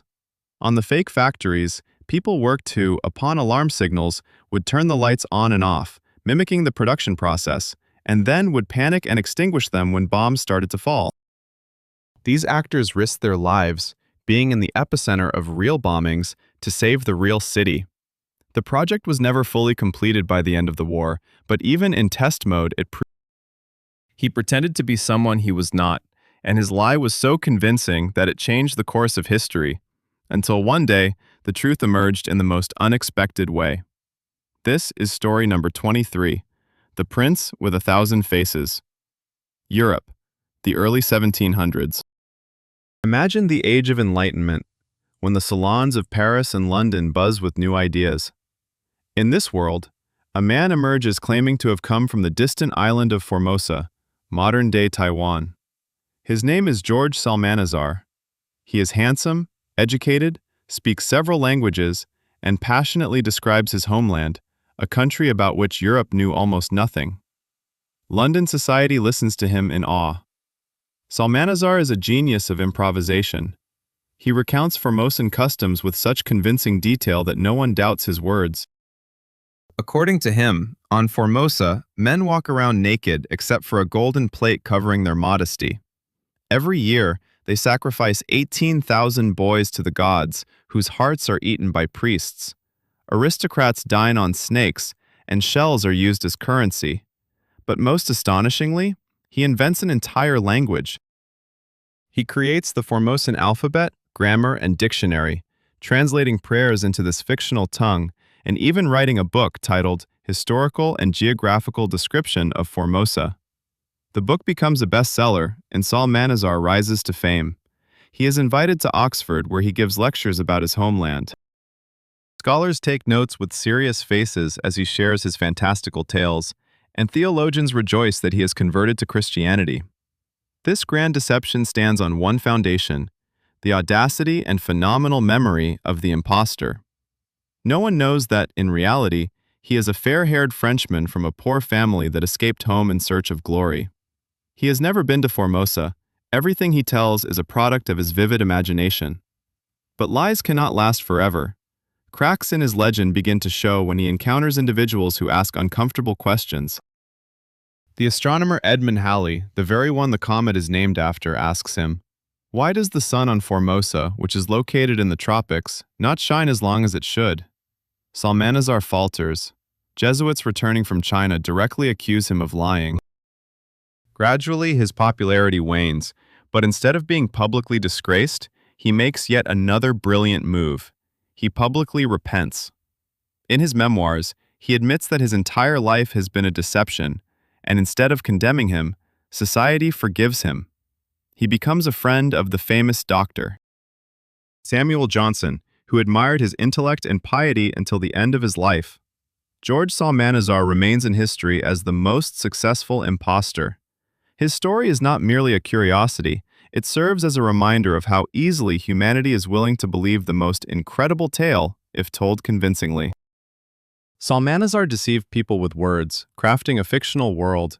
But our next story is about a man who didn't speak a word yet, through his silent presence, made an entire country believe in a miracle. We will transport to a snowy forest, where on Christmas Eve, hunters found a child acting as if he had just descended from the moon. Story number 24. Caspar Hauser, the Child of Europe. Nuremberg, Germany, the 26th of May, 1828. On the holiday of Trinity, when the city was filled with people in festive attire, a shoemaker saw a strange young man in the street. He appeared to be about 16 years old, but he stood unsteadily on his feet, like a toddler taking his first steps. His clothing was coarse but not worn out. He remained silent, swaying from side to side and mumbling something unintelligible. In his hand, he held 2 letters. The first letter, addressed to the captain of the cavalry, was supposedly written by a mad poor man. It stated that the boy had been left to him in infancy in 1812, that he had raised him in secret, never allowing him out of the house, and was now handing him over to the military, as he himself was poor and had 10 children. The second letter, supposedly from his mother, revealed that his name was Caspar. He was born on the 30th of April in 1812, and his father was a cavalryman who had died. When the young man was brought to the police station, he could eat or drink nothing except for water and black bread. He did not know what fire was and reached out to the candle flame with childlike curiosity. To every question, he would respond with one phrase: "I want to be a cavalryman, like my father." He did not know the names of common objects and could not distinguish the living from the inanimate. His world was empty. Gradually, under the care of concerned townspeople, Caspar began to learn to speak and write. It was then that he told his story. He claimed that for as long as he could remember, he had lived in a dark cupboard the size of a grave, where he could only sit. He had never seen a human face. Food and water were brought to him while he slept.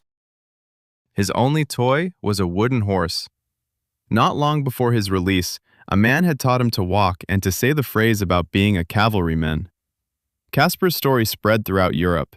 He became a sensation, a wild child raised in civilization but outside of it. Some regarded him as a fraudster, while others saw him as a victim of a monstrous crime. A theory arose that Caspar was actually the hereditary prince of the House of Baden, who had been substituted in infancy to deprive him of the throne and kept in captivity. This theory explained both his aristocratic mannerisms and the hatred of some secret enemies toward him. There were 2 assassination attempts made on him. The first time he was knifed, and the second time shot at.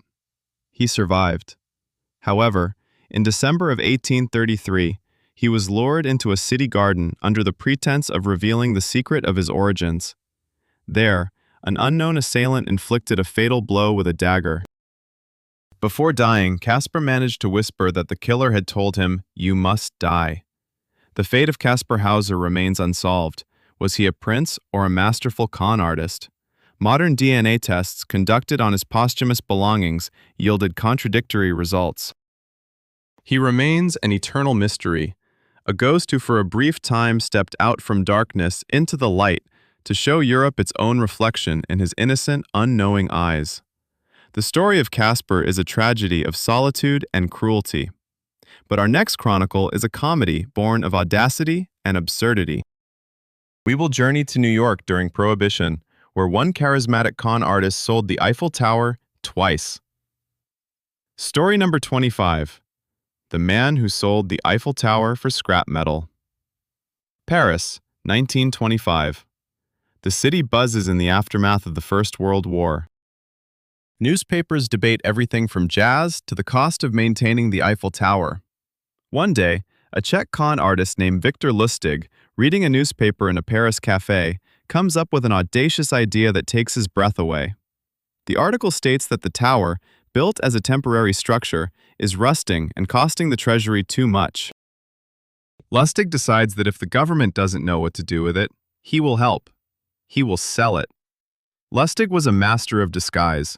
He ordered fake government stationery, called himself the Deputy Director General of the Ministry of Posts and Telegraphs, and sent official invitations to 6 of the largest scrap metal dealers. The letter spoke of a confidential meeting of national importance. The meeting took place in a luxurious suite at the Crillon Hotel.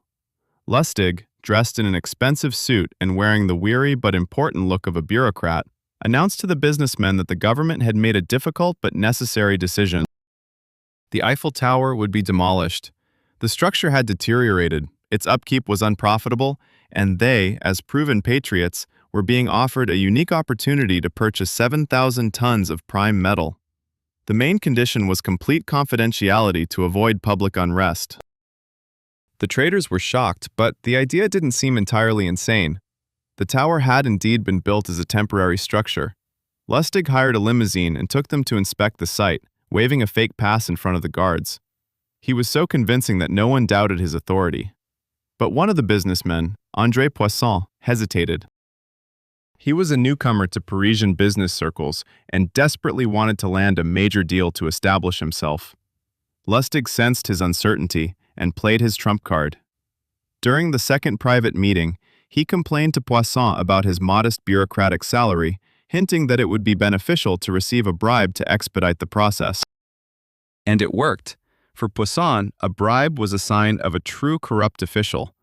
All his doubts vanished. He handed Lustig not only a check for the purchase of the tower, but also a substantial amount of cash for expenses. As soon as the money was in his hands, Lustig and his accomplice boarded a train and left for Vienna, where they celebrated their triumph. The most amusing part was that the deceived Poisson never reported it to the police.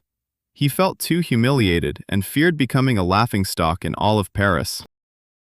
A few months later, learning about this through the newspaper, Lustig returned to Paris and sold the Eiffel Tower for the second time using the same scheme. This time, the victim was not as timid and reported it to the police, but the swindler had already made his escape. Victor Lustig went down in history as the king of con artists.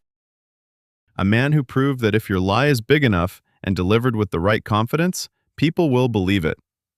Lustig deceived people for money, playing on their greed. But the next story is about a man who risked his life, not for profit, but to save something that cannot be measured in money. We will transport ourselves to besieged Leningrad, where one man single-handedly saved seeds capable of feeding the entire world from starvation. This is story number 26, the guardians who died of hunger while protecting mountains of food. Leningrad, winter 1941. Imagine a ghost city, locked in ice. 900 days of siege. The temperature plummets to -40. No heating, no light, no food. The bread ration is 125 grams per day, a piece consisting of sawdust, cake residue, and wallpaper glue. People collapse from hunger right on the streets, their frozen bodies lying under the snow until spring. It is hell on earth. Now imagine that in the heart of this hell, in a building on St. Isaac's Square, there is a place where tons of food are stored. Not just any food, but carefully selected varieties of rice, wheat, corn, boxes of potatoes, and nuts.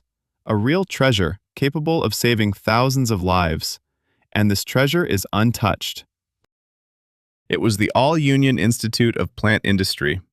In its basements lay the world's first and largest collection of seeds, gathered by the great scientist Nikolai Vavilov from around the globe. 250,000 specimens, a genetic Noah's Ark upon which the future of agriculture depended, not only for the Soviet Union, but for the entire world. When the siege began, the Institute staff faced an unimaginable choice. They, scientists, botanists, agronomists, were starving, just like all the other Leningraders.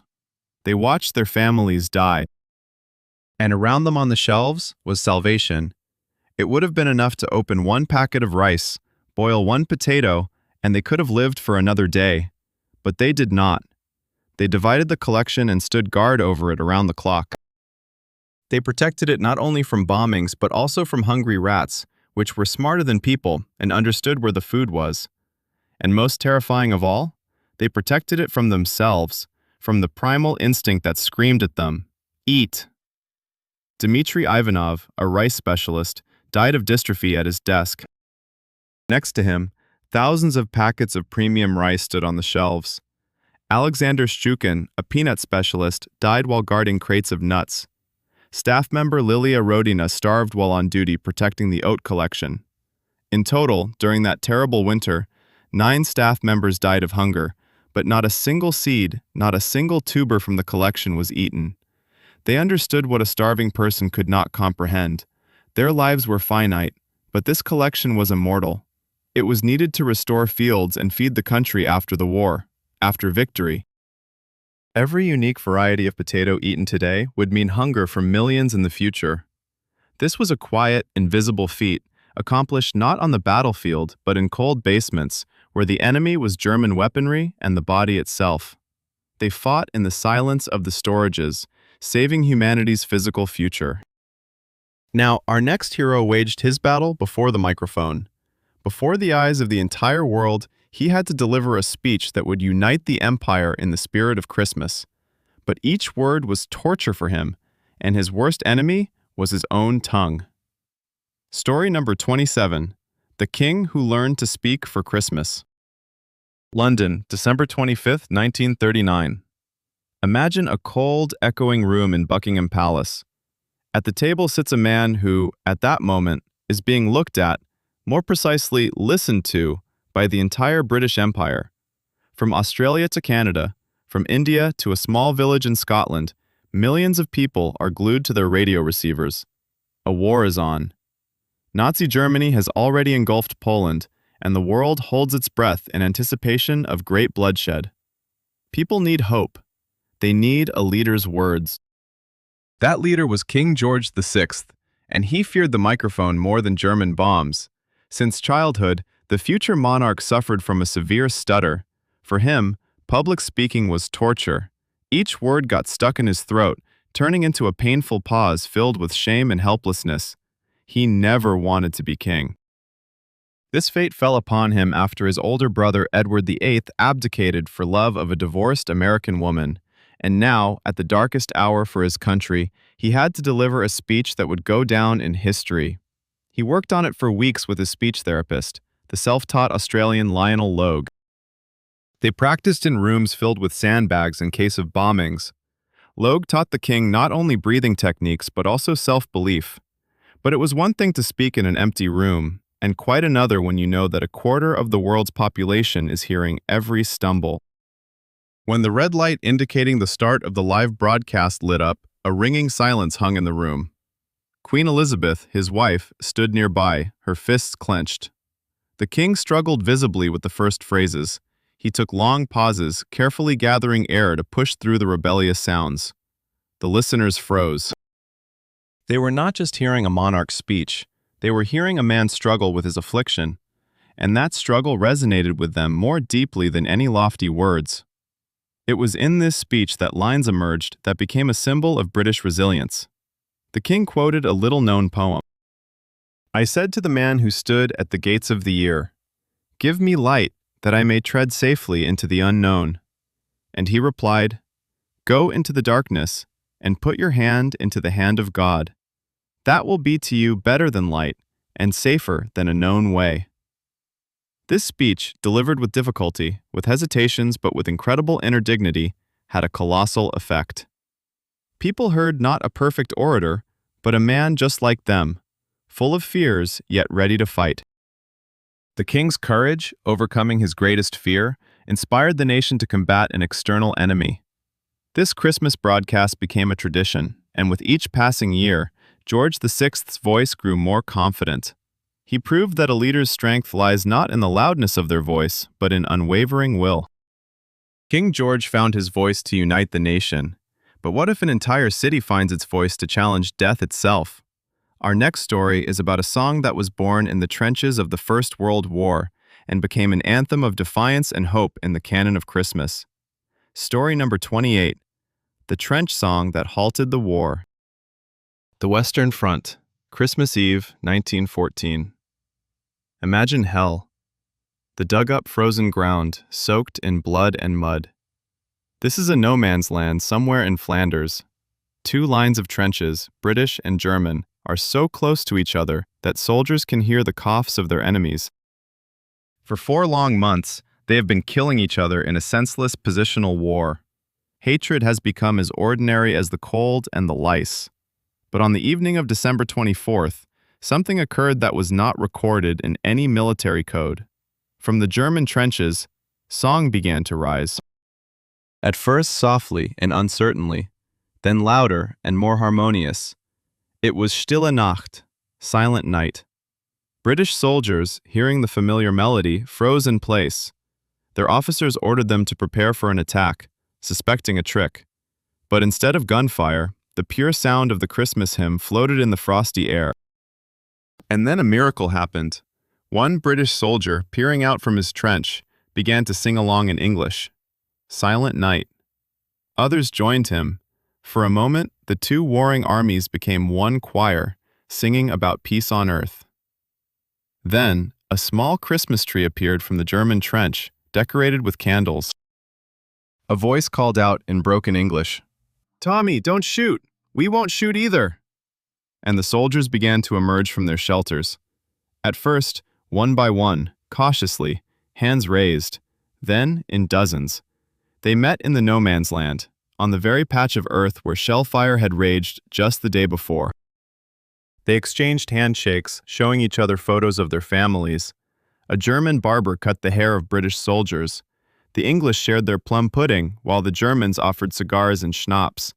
The next day, on Christmas, they organized a football match right on the frozen mud, using soldiers' helmets as goals. The Germans won, 3-2. Together, they buried their fallen comrades, reciting a common prayer over them. For one day, the war stopped. These men saw not enemies in uniform, but fellow farmers, clerks, and workers who longed to return home to their families. When the High Command learned of the truce, the generals went into a rage. Strict orders were issued prohibiting any fraternization with the enemy. The war was resumed with force. But those who had taken part in that Christmas forever remembered that humanity is stronger than orders.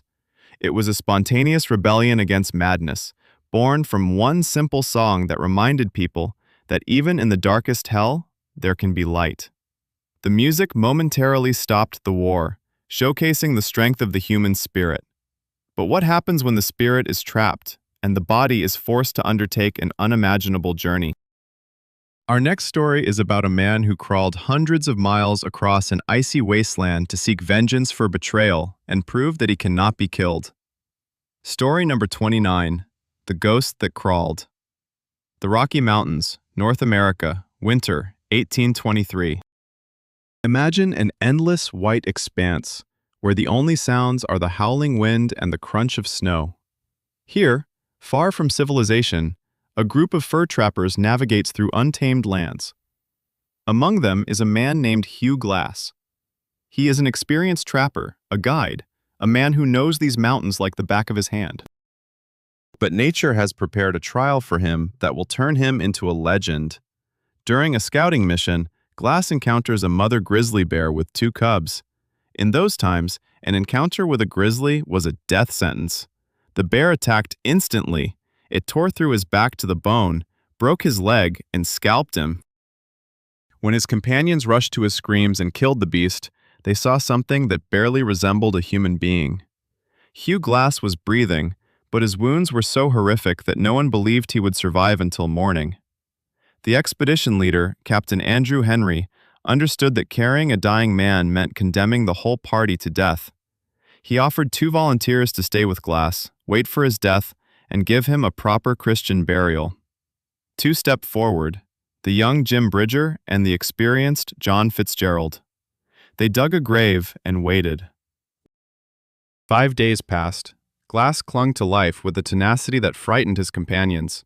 Fitzgerald, fearing an attack from Native Americans and wanting to catch up with the party quickly, convinced Bridger that their duty was done. They took everything from Glass, his rifle, knife, flint, everything that could help him survive, and left him in a shallow grave, confident he would die within hours. But Hugh Glass did not die. When he regained consciousness, he was alone, unarmed, with a broken leg and festering wounds teeming with maggots. The nearest fort was over 300 kilometers of wilderness away. He could not walk, so he crawled. 6 weeks. 6 weeks of hell. He crawled, navigating by the sun and stars. To avoid dying from infection, he would lie on an anthill, and the ants would eat the rotten flesh from his wounds. He survived on wild berries, roots, and whatever he could snatch from wolves, scraps of carrion. Once he stumbled upon a rattlesnake, killed it with a stone, and ate it raw. What drove him was not just the will to survive, but the desire for revenge. The thought of Fitzgerald, who had stolen his rifle and left him to die, burned in him hotter than any fever. When he, resembling a living skeleton wrapped in hides, finally reached Fort Kiowa, people recoiled from him as if he were a ghost. He found Bridger but forgave him, attributing the betrayal to youth, but his main target was Fitzgerald. He pursued him for several months until he found him in another fort, but revenge did not unfold as he had planned. Fitzgerald had enlisted in the army, and killing a soldier was punishable by death. Glass took back his rifle from him and left him alive in shame. The story of Hugh Glass is not just a tale of survival. It is a tribute to human will that proves stronger than instincts, pain, and even death itself. Glass survived in the icy wilderness, driven by a thirst for revenge. But our last, 30th story will take us from the wild into the heart of civilization, to the City of Lights. We will witness how 2 geniuses, 2 titans of their time, waged a true war of currents to determine whose light would illuminate Christmas for the entire world. Story number 30, The War of the Christmas Lights. New York, the end of the 19th century. Imagine a world illuminated by gas lamps. A world of dim, flickering lights casting trembling shadows on cobblestone streets. Electricity was not yet a miracle, but rather a curiosity, a magic locked away in laboratories. Over the right to release this genie from its bottle and light up the entire planet, two titans, two sorcerers of the new era, fought. On one side was Thomas Edison, the wizard from Menlo Park, a genius, an inventor, a showman. He placed his bet on direct current. Safe, understandable, but incapable of traveling long distances. His wires could light up one block, but not an entire city. On the other side was Nikola Tesla, the mysterious Serbian genius whose ideas were a century ahead of their time, along with his partner, industrialist George Westinghouse. They believed in alternating current, powerful, efficient, capable of traveling hundreds of miles. But it had a frightening reputation. It was considered deadly dangerous. This was not just competition, it was the war of currents, and Edison waged it mercilessly. To prove the dangers of alternating current, he staged public executions. In front of reporters, his engineers killed dogs, cats, horses, and even a circus elephant named Topsy with alternating current. He lobbied for the use of alternating current in the world's first electric chair, forever linking his rival's technology with death in the public's mind. The decisive battlefield was to be the World's Fair in Chicago in 1993. The organizers wanted to create an unprecedented spectacle, a city of light that would blind the whole world. The contract to light the fair meant victory in the war. Confident in his triumph, Edison requested an enormous amount for his work. Then Westinghouse, using Tesla's patents, offered to do the same for nearly half the price. The contract went to him. Edison was furious. He forbade Westinghouse from using his patented incandescent bulbs. It seemed the project was doomed. But Westinghouse and Tesla, in record time, invented and produced a new, more efficient light bulb, bypassing the competitor's patent. And then the opening evening arrived. Imagine that moment. May 1st, 1993. A vast area of the fair was plunged into darkness. Hundreds of thousands held their breath. President Grover Cleveland approached the gilded switch. He pressed the button, and in that instant, the world changed. In one moment, 100,000 light bulbs burst into dazzling light. The entire exhibition complex, its pavilions, fountains, and statues, transformed into a magical glowing white city. This was not merely lighting, it was a revelation. People, accustomed to the dim flame of candles and gaslights, wept with joy. They saw the future. Alternating current had won. The war was over. That light, ignited in Chicago, forever changed the face of our cities and our celebrations. Thanks to the victory of Tesla and Westinghouse, electricity became cheap and accessible, allowing the tiny lights to migrate from exhibition pavilions to our Christmas trees. Every time you turn on the garland, you ignite a tiny fragment of that great victory. These 30 chronicles are just a small part of what the archives hold. We have seen how people infused water and lost wars to birds, how they built fake cities and sold real towers, how one person saved the world while another starved, guarding food for the future. All these stories prove one thing: reality does not need fiction to shake us to our core. It does this on its own, every minute, on every page of its endless book. The archive closes, but only for a time, for the most incredible stories are still waiting to be discovered. Until we meet again in the dusty corridors of the past.